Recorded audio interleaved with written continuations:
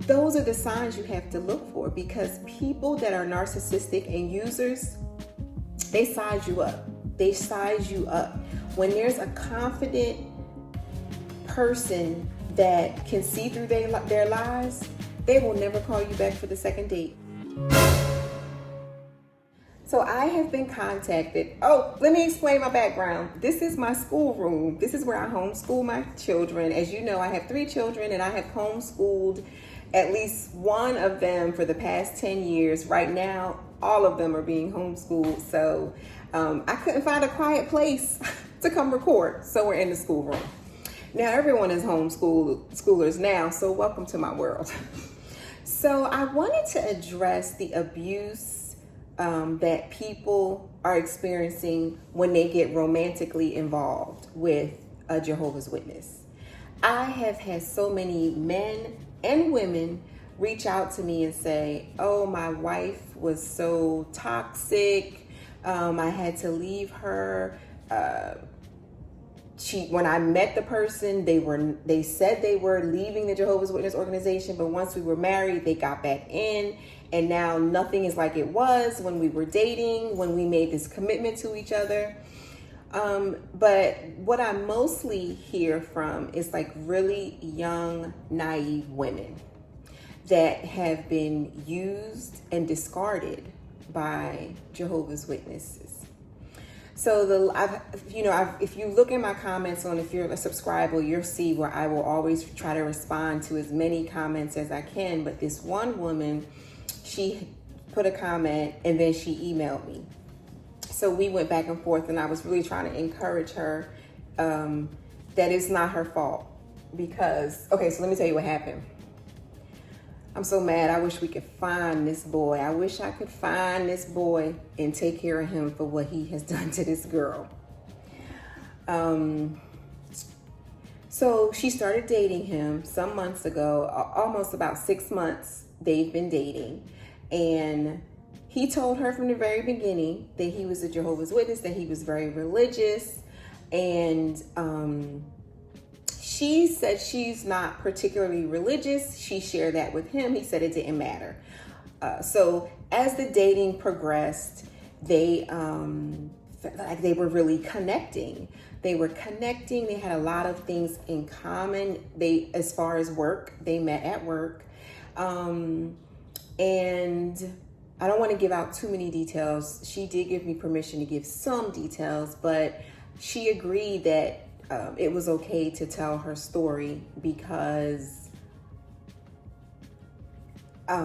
this person was on the prowl for somebody that he could take advantage of. So he's probably back on the prowl for a new victim, and he's not the only one that's like that. So everyone needs to hear about this abuse and protect yourself and tell others so that they can protect themselves, because it's really surprising to me how many people are dating Jehovah's Witnesses when the witnesses clearly state that they don't want to date someone outside of their religion.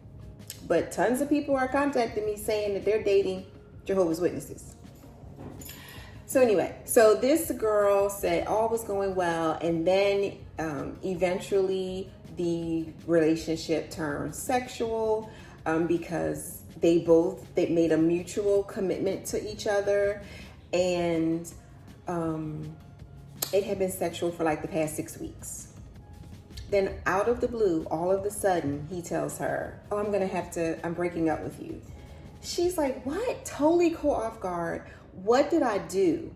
You didn't do anything. What can I change? He's like, no, it's not you. You're perfect. You don't have to change anything. I want to work on my relationship with Jehovah. Okay, what that said to me as an experienced woman is he knew full well what he was doing.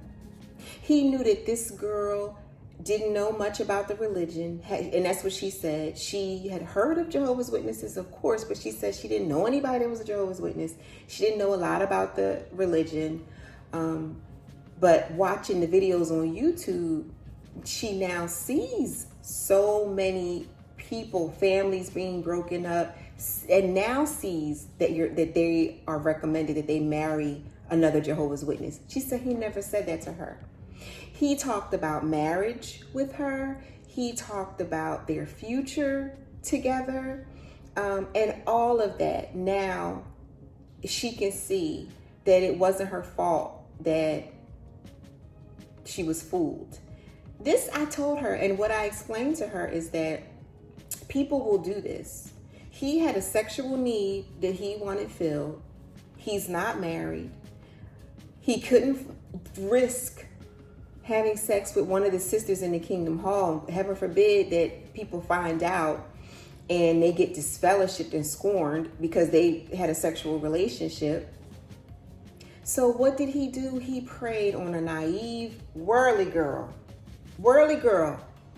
and used her and hurt her and broke her heart. The hypocrisy of it all. And he's going to use her, break her heart. This poor girl is so confused. She's searching the internet trying to understand, what does it mean to get close to Jehovah, and why can't you be with someone that you say that you love? When he was exhibiting narcissistic behavior to get what he wanted, to get his fill, and then now to say, now I gotta get close to Jehovah. This is a problem with the organization. People feel like as long as everything looks good on the outside from the organization, then it is good. That's all they care about, is how it looks. So you broke this young woman's heart, and you could care less. You could care less. You got your fill for a couple of months, your nasty self, and now you're going to go back and sit up in the Kingdom Hall like you're holier than thou until you can't take it anymore. And then you go and find another unsuspecting worldly victim. So I was able to email back and forth with this girl and just tell her, show her some points how she could learn from this experience, whether the person be a Jehovah's Witness, whether the person be any religion, that when you meet a guy and there's a portion of his life that is so important to him, he tells you it's so important and he's spending so much time in that portion of his life, but yet tells you he wants to spend the rest of his life with you. If they're not including you, this is for young men and young women. If they are not including you in a portion of your life that is so important, they are deliberately lying, and they do not want to include you in their future, because then they would bring you to those activities. When my husband and I started dating, I had to go to everything with him. I had to go to his grandmother's house and taste the pig's feet. I had to go to the sweaty gym and watch him play over 30 basketball. I had to go to the financial CEU courses because when he had a break, he wanted to have lunch with me and not the other boring accountants. So that is an example of where you can trust somebody. He wasn't hiding me away, just pulling me out at night. He wanted to take me everywhere. His grandmother's house, around his colleagues, around his hobby, which is basketball. At the time he played it, now he coaches our children and coaches, in the community. He still wants me to come. With COVID, there's no basketball. But those are the signs you have to look for, because people that are narcissistic and users, they size you up. They size you up. When there's a confident person that can see through their lies, they will never call you back for the second date. They won't call you back for the second phone call.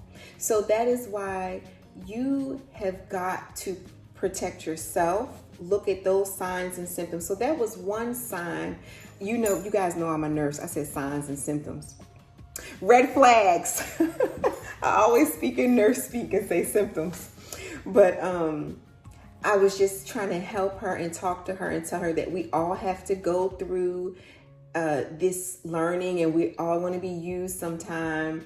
And we've all been used. We've all been taken advantage of. I told her, my entire story as a Jehovah's Witness, and encouraged her that she will meet the right guy. She will meet someone that truly loves her and is just not trying to use her, but that she has to protect herself from this behavior and look out for the signs. And the signs of when someone is a narcissist is when everything is too good in the beginning. I mean, everything is perfect. He likes everything you like. He likes everything. No, something's wrong. It's too good. That is just one story of someone's heart being broken. Now, this was a whirly girl, sweet girl. So what I was able to tell this sweet girl that emailed me was basically, you dodged a bullet, baby. You dodged a bullet not getting involved with him. I'm sorry that he used you. Please learn from this. And it's easier to get out of it before you're actually married to the person. Protect yourself. Don't think just because someone comes into your life and they're acting all pious and religious that they don't have an agenda that will leave you brokenhearted. Okay, so beware. Keep your eyes open, pay attention, and protect your hearts. Bye.